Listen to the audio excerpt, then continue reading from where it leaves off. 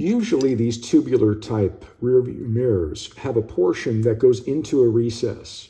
On this one, the recess is in the mirror, but your recess may actually come closer to the windshield bracket that's here.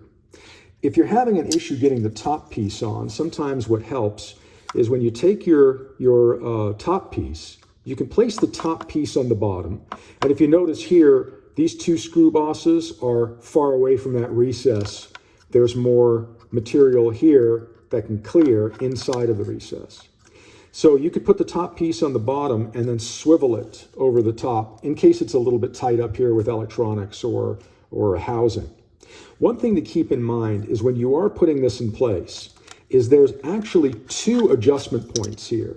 There's a ball and socket here, but then there's also a ball and socket there.